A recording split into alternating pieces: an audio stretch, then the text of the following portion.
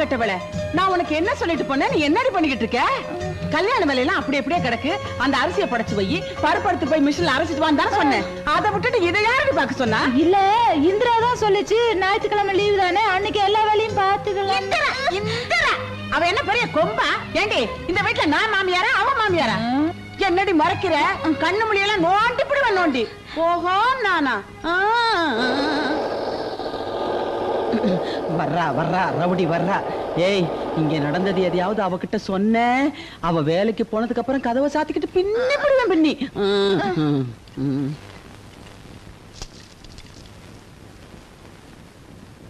இந்தாக்க பிரசாதம்.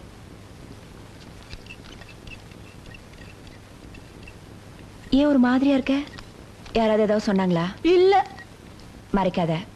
கிழவி திட்டுச்சா? இல்ல. ஆமா, நினைச்சேன். ஏதோ வயசுக்கு மரியாதை கொடுத்து ஒதுங்கி போனா இந்த கிழவி ரொம்ப தான் தொழுத. இந்த அதிகாரம் பண்ற வேலை எல்லாம் வச்சுச்சு, அப்புறம் நானும் ஒரு ஆட்சி செய்வேன். சொல்லி வை. ஆமா, எங்க அந்த கிழவி? என்னங்க இவ்வளவு சீக்கிரம் வந்துட்டீங்க? ஆபீஸு போல? உடம்பு கொஞ்சம் சரியில்லை, அதான் ஒரு ஹாஃப் டே லீவ் போட்டு வந்துட்டேன். என்ன என்ன உடம்புக்கு? டாக்டர் கிட்ட போனீங்களா? போலான்னு தான் இருந்தேன். அதுக்குள்ள அப்பா கல்யாண பத்திரிகைலாம் கொடுத்து எல்லாத்தையும் கொடுத்து வர சொன்னாரு. வெயில் அங்கங்க அலைஞ்சனா ரொம்ப டயர்ட் ஆயிருச்சு. ஏங்க, உடம்பு முக்கியமா பத்திரிக்கை கொடுக்கறது முக்கியமா? உங்க அப்பா சும்மா தானே இருக்காரு, இன்னைக்கு ஒரு நாள் அவர் கொடுத்தா என்னவா? ஏய், அது எங்களுக்கு தெரியும்டி. எங்க அப்பா வேலை செய்யறதுக்கு அப்புறம் பிள்ளைங்க நாங்க எதுக்கு இருக்கோம்? உங்க அப்பா ஒரு வார்த்தை சொல்லிடக்கூடாதே, கோவம் பொத்துக்கிட்டு வந்துரும். தான் உடம்பு பாத்துக்கணுங்கிற அக்கறை அவங்க உங்களுக்கு வேணும். நான் மட்டும் கத்தி என்ன ஆக போகுது? ஏய் எடு, கண்ணில் குத்த போகுது. நீயாவது நான் சொல்றத கேளு. பாரு, உன் அப்பனுக்கும் ஆத்தானுக்கும் தினம் ஒரு சினிமா பார்க்க தெரியுமா ஒழிய உனக்கு ஒழுங்கா ஒரு கவுன் போட்டு விட்டுருக்காங்களா?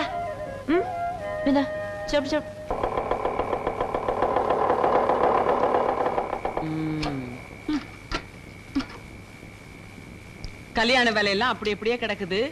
வேலை முடிஞ்சது நேரா வீட்டுக்கு வராம சோடி போட்டுக்கிட்டு எங்கடா சுத்திட்டு வர்றீங்க? அம்மா, கிரிஜாவோட சொந்தக்காரன் கல்யாணத்துக்கு போயிட்டு வரும்போது மவுண்ட் ரோட்ல சினிமா பார்த்துட்டு வரோம். ஏன் அந்த சினிமாவுக்கு என்னையும் கூட்டிட்டு போனா காட்ட மாட்டேன்னு சொல்லிடுவானா?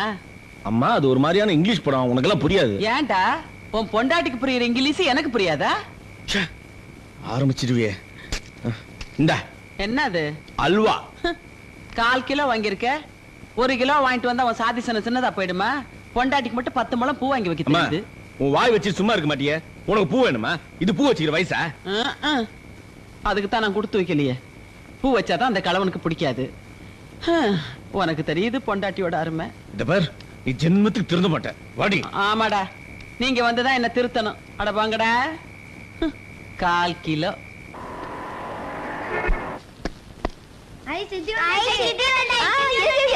தீபத்துக்கு எல்லாருக்கும் ட்ரெஸ் வாங்கிட்டு வந்திருக்கேன். இது அனுக்குட்டிக்கு, இது ரமேஷ்க்கு, பிடி இது இது சதீஷ்க்கு, ஓயோயோயோ இது அம்மு குட்டிக்கு. ஏமா இந்திரா, வீட்டுலதான் எல்லாருக்கும் கார்த்திகை தீபத்துக்கு துணி எடுத்திருக்காங்களே, அப்புறம் நீ எதுக்குமா தேவையில்லாம செலவு பண்ணிக்கிட்டு? தானக்கா இருந்துட்டு போட்டுமே. இத பாத்தியா, நமக்கு கூட புடவை எல்லாம் எடுத்துட்டு வந்திருக்காங்க. மேல இருக்குதே பச்சை கலர் புடவை, அது எனக்கு 60 ரூபாயா. இது வரைக்கும் இந்த கலர் நான் கட்டினதே இல்ல. வேற யாருக்கெல்லாம் எடுத்திருக்காங்க? உனக்கு கிரிஜாவுக்கும் 300 ரூபாய்க்கு வாயில் புடவை எடுத்திருக்காங்க. அப்புறம் மீனாட்சிக்கு 2000 ரூபாயில பட்டு புடவை எடுத்திருக்காங்கம்மா.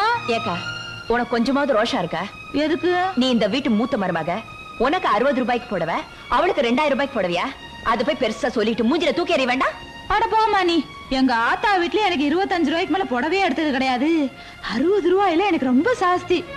அவ பணக்கார வீட்டு பிள்ளை எடுத்து கொடுப்பாங்க, நானும் அது எதிர்பார்க்கலாமா? அவ பணக்காரியா இருந்தா இங்க யாருக்கு என்ன? இங்க வந்ததுக்கு அப்புறம் எல்லாம் ஒண்ணுதான். அந்த புடவை இப்படி கொடு. இந்த குழந்தைய வாங்கிக்க. கொஞ்சம் விட்டு ரொம்ப தயாராங்களா? என்னங்க, நான் ஒரு கட்டு எண்ணட்டா? கிட்ட வராது, எட்டி உட்கார். போ போ போ.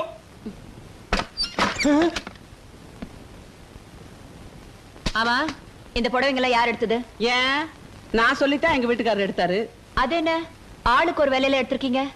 ஆமா, கழுதையும் குதிரையும் ஒண்ணாயிடுமா? கழுதை யாரு குதிரை யாருன்னு எங்களுக்கும் தெரியும். இத பாருங்க, எடுத்த எல்லாருக்கும் ஒரே மாதிரி எடுங்க, இல்லாட்டி எங்களுக்கு புடவையே வேண்டாம். நீங்க எடுத்து கொடுக்கறதெல்லாம் கட்டிக்கிறதுக்கு நாங்க ஒண்ணு இந்த வீட்டு வேலைக்காரங்க இல்ல. போனா போதும் நாங்க எடுத்து குடுக்கறதுனால தானே சட்டம் பேசுறீங்க. எடுத்தே கொடுக்கலைன்னா என்னடி செய்வீங்க? எங்க சம்பளத்துல நாங்களே எடுத்துக்குவோம். எடுத்துக்குங்க.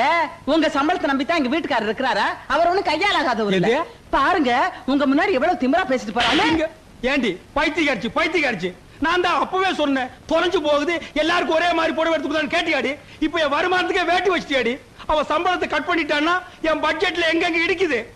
நான் தான் சொல்றேனே ஒண்ணு, வீட்டுக்குள்ள வராதேன்னு ஏண்டி வந்து உயிர் எடுக்கிற? போடி வழிய. ஆமா, இப்ப போன்னு சொல்லுவேன்.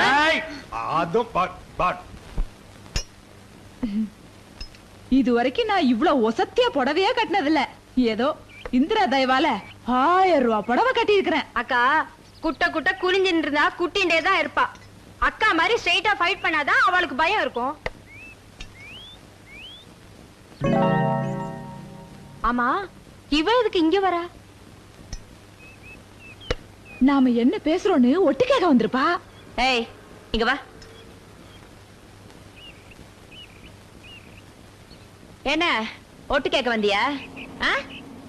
நானும் வந்ததுல இருந்து பாக்குறேன், கொஞ்சம் ராங்கியா தான் இருக்கா. பணக்காட்சிங்கிற திமிர.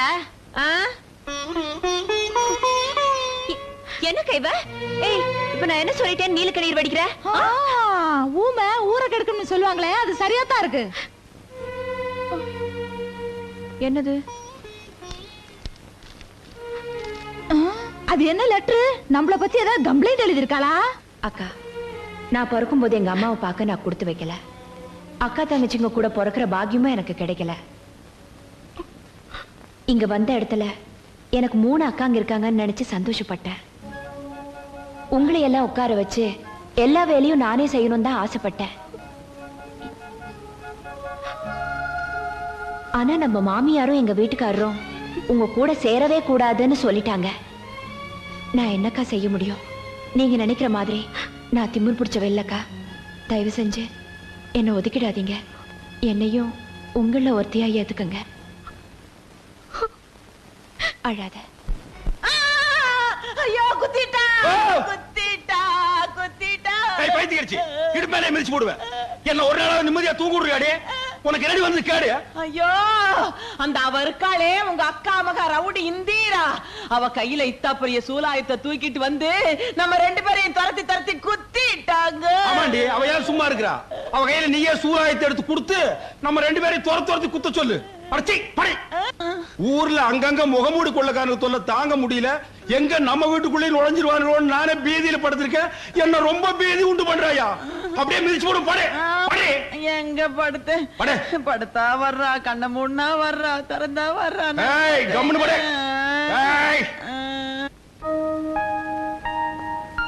இந்திரா, நம்ம இவ்வளவு தூரம் கஷ்டப்பட்டு அந்த பொண்ணை கூட்டிட்டு வந்து பிரயோஜனம் எல்லாம் போயிடும் போல இருக்க. ஏன்? நம்ம மாமனாரு எதிர் வீட்டை விலைக்கு வாங்க போறாராம். பணம் பத்தலனா நம்ம நகையெல்லாம் வச்சு வாங்கிக்கிறதா பேசிக்கிறாங்க. நம்ம நகையில இருந்தா மலேசியக்கார்ட்ட சொல்லி மீரா கழுத்துல போட்டிருக்கோமே, இப்ப என்னக்கா பண்றது? இந்த நகை விஷயத்தினால நாம மாற்றுறது இல்லாம மலேசியக்காரனுக்கு மாதிரி வேஷம் போட்டுட்டு வந்திருக்கானுங்களே பால்கார பயிலுவ, அவங்களும் மாட்டிக்குவாங்க போல இருக்குதே.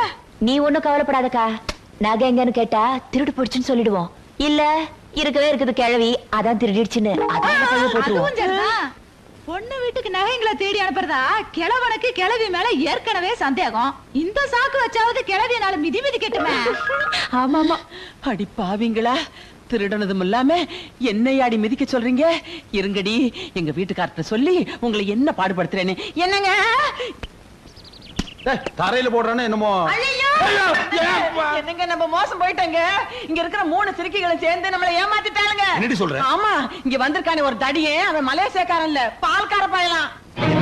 பால்காரனா? ஆமாங்க, இவளுக்கு நகைகளையும் பணத்தையுமே கொடுத்து நம்மள பிராடு பண்ணிருக்காளுங்க. இப்போ அவனுக்கு எங்க இருக்கானுங்க? பீச்சுக்கு போயிட்டு வந்து மாடியில ரெஸ்ட் எடுக்கிறானுங்க. பீச்சுக்கு போயிட்டு வந்து ரெஸ்ட் எடுக்கிறானுங்களா? இன்னைக்கு வெட்டி தோட்டத்திலேயே பொலி போட்டுறேன் நானு. வாங்க இன்னைக்கு.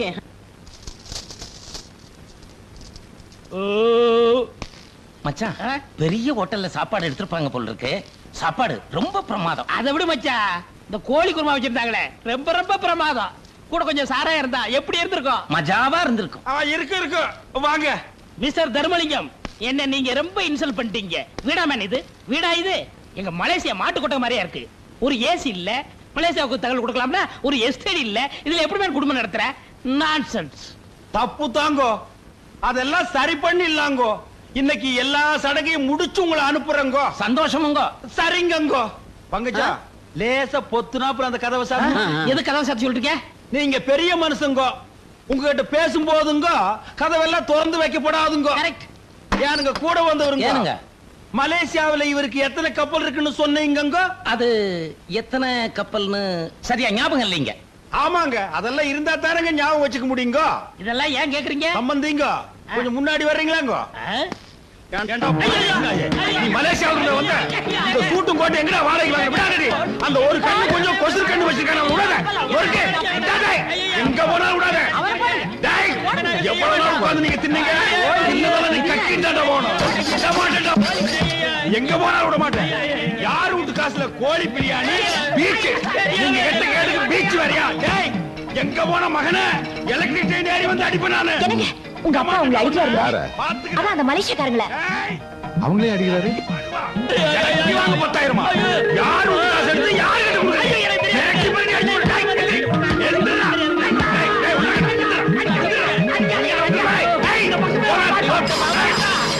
ஒன்னு போட்டேன்னா நான் என்ன நீ கதவு ஒழுங்கா சாத்தினா அவங்க எனக்கு தப்பிச்சு போயிருப்பாங்களா? கை வேற கால் வேற தனித்தனியா தொங்க விட்டு பின்னாடி. நான் கதவெல்லாம் நல்லா தாங்க மூடி இருந்தேன். ஏப்பா? நீங்க விட்டு வீட்டுக்கு வந்த விருந்தாளி எப்படி அவமானப்படுத்தி அனுப்பிச்சிட்டீங்களே? இவங்கள விருந்தாளிங்க, பிராடு பசங்க. உங்க பொண்டாட்டிக்கு அந்த பால்கார பசங்களோட சேர்ந்துக்கிட்டு மலேசியா சித்தப்பான்னு என்கிட்டயே நாடகம் ஆடி இருக்காளுங்க. என்ன திமிர் இருந்தா இந்த வீட்டு நகைவை எடுத்துட்டு போய் அந்த ஊமச்சி கழுத்துல போட்டு என்ன ஏமாத்திருப்பாளுங்க. இவளுக்கெல்லாம் பொட்டச்சிங்கிற நினைப்பு மனசுக்குள்ள இருந்தா தானே. இந்த வீட்ல ஆம்பளைங்க செய்ய வேண்டிய வேலையை ஒழுங்கா செஞ்சிருந்தா நாங்களும் பொட்டச்சிங்களாவே இருந்திருப்போம். வாய மூடுறி. டேய் ஆம்பளைக்கு செய்ய வேண்டிய வேலை இந்த வீட்டுல என்ன செய்யல? ஏதோ ஜோசிகார அந்த பொண்ணுக்கு நேரம் சரியில்லைன்னு சொன்னா சரி 2 மாசம் இருந்து வரணும்னு விட்டுட்டு வந்தோம். அதுக்குள்ள அவசரப்பட்டு என்னமோ அவன் மேல விழுக்கு அக்கறைக்கு மாதிரி போய் கூட்டிட்டு வந்தா என்ன அர்த்தம்? கடைசி வரைக்கும் அவளை விழுல வச்சு காப்பாத்த போறாங்க. சத்தம் போட்டு பேசுறதுனாலயே போய் மெய் ஆயிடாது. தப்பு செஞ்சதும் இல்லாம பெரியவங்களை மரியாதை இல்லாம ஏத்தா பேசுற? போடி விட.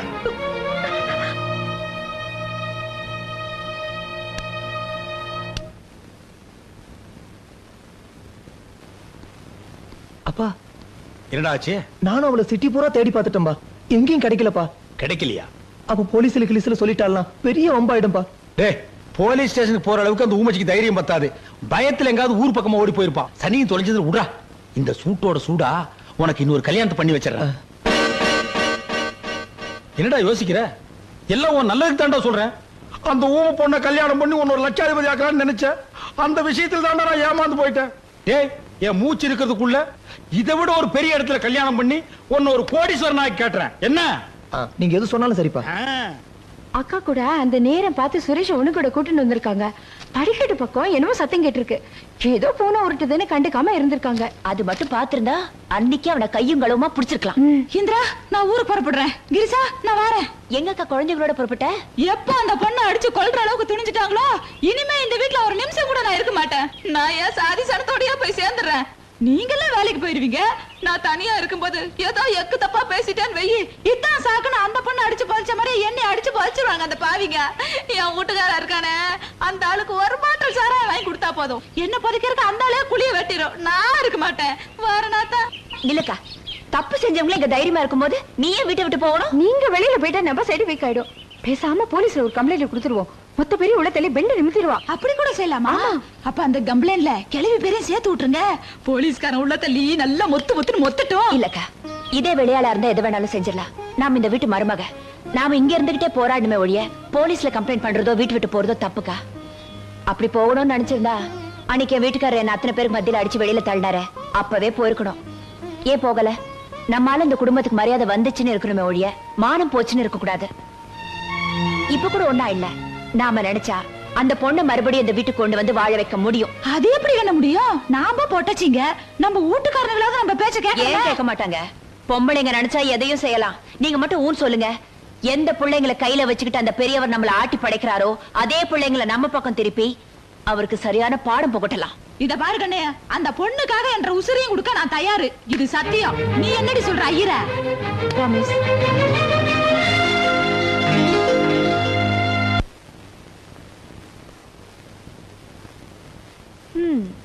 நிம்மதி இல்லாத வாழ்க்கை வாழறதை விட எங்கேயாவது போய் சேர்த்து தொலைலாம். இந்த பாரு, இந்த ஜாட பேசுற பேச்செல்லாம் எங்கிட்ட வேணாம். எதா இருந்தாலும் நேரடியா பேசு. நேரா பேசி மட்டும் என்ன ஆக போகுது? நான் சொல்றதை யார் கேக்குறாங்க? நீ சொல்லி எதடி நான் கேட்கல? ஆமா அப்படியே கேட்டுட்டீங்க. அன்னைக்கு உங்க அப்பா சொன்னதை கேட்டுக்கிட்டு அத்தனை பேருக்கு மத்தியில நடிச்சு அவமானப்படுத்திட்டீங்கல்ல. அதான் முடிஞ்சு போச்சுல, அப்புறம் அதையும் ஏன் பேசிட்டு இருக்க? முடிஞ்சு போனாலும் உண்மை என்னங்கறது நீங்க தெரிஞ்சுக்க வேண்டாம்? அப்படி என்னடி பெரிய உண்மையை கண்டுபிடிச்சிட்ட? உங்க தம்பி அந்த பொண்ணு கிட்ட கழுத்து கேட்டு அடிச்சிருக்கான். அடி தாங்க முடியாம அவன் மயக்க போட்டு கீழே விழுந்திருக்கான். செத்து போயிட்டதா நினைச்சு உங்க அப்பாவும் தம்பியும் அவளை உயிரோடவே புதைக்க பார்த்திருக்காங்க. நல்ல வேளை அவ மயக்க தெரிஞ்சு அங்க இருந்து தப்பிச்சு ஓடிட்டான். அப்படின்னு உனக்கு யாரையும் சொன்னது? அந்த பொண்ணு இப்ப நேரம் பார்த்துட்டு தாங்க வர. அவதான் என்கிட்ட எல்லா உண்மையும் சொன்னா. இந்த பாரு, எப்ப அவ பால்காரன் மலேசியக்காரன் சொல்லி எங்க அப்பாவை அவமானப்படுத்தினாலோ அப்பவே அவ எப்படிப்பட்டவங்கிறத புரிஞ்சுக்கிட்டேன். அவ பேச்சல ஒரு பெருசா எடுத்துக்கிட்டு வீணா என்கிட்ட தகராறு பண்ணாத. மலேசியக்காரங்க விஷயத்துல நாங்க செஞ்சது தப்புதான். ஏதோ அந்த பொண்ணை வாழ வைக்கணுங்கிற வேகத்துல அப்படி செஞ்சிட்டோம். அது ஒண்ண வச்சுக்கிட்டு நாங்க சொல்றது எதையுமே நம்ப மாட்டேன்னு சொன்னா என்னங்க அர்த்தம்? பாவம் வாயில்லாத பொண்ணு, அவன் நிலைமையை கொஞ்சம் நடிச்சு பாருங்க. உங்க அப்பா மேல மரியாதை வைங்க, நான் வேணும் சொல்லல. அதே சமயம் நாங்க சொல்றதையும் கொஞ்சம் கேளுங்க. நாங்க யார நம்பி இங்க வந்தோம்? 3 முடிச்சு போட்ட ஒரே காரணத்துக்காக தானே. அப்பா அம்மா கூட பிறந்தவங்க சொந்த பந்தம் எல்லாத்தையும் ஒரே நாள்ல மறந்துட்டு உங்க கூட வந்தோம். உங்களையே நம்பி வந்த எங்களுக்கு நீங்களே மரியாதை கொடுக்கலன்னா அப்புறம் நாங்க வாழற வாழ்க்கைக்கு என்னங்க அர்த்தம்? புருஷன் பொண்டாட்டி உறவுங்கிறது நீங்க போட 3 வேளை சோத்துலயோ இருட்டறையில நடக்கிற உறவுலயோ இல்லைங்க. ஒருத்தர் மனசு ஒருத்தர் புரிஞ்சுக்கிறதா இருக்கு. மனசு உடைஞ்சு சொல்றேங்க, இது வரைக்கும் நமக்கு ஒரு குழந்தை பொறுக்கலையே நினைச்சு கூட நான் கவலைப்பட்டதில்லை. ஆனா இத்தனை வருஷமா நான் அவங்க கூட வாழ்ந்தோம். என்ன நீங்க புரிஞ்சுக்கலையே நினைக்கும் போதுதான் மனசு ரொம்ப கஷ்டமா இருக்கு. இந்த பாரு, நீ எது வேணாலும் சொல்லு, நான் கேட்டுக்கிறேன். ஆனா எங்க அப்பா விஷயத்துல மட்டும் நான் எதையும் நம்ப தயாரா இல்ல. இதுக்கு மேல நீ ஏதாவது பேசிட்டு இருந்த தேவையில்லாம பிரச்சனை வரும். பேசாம போயிரு.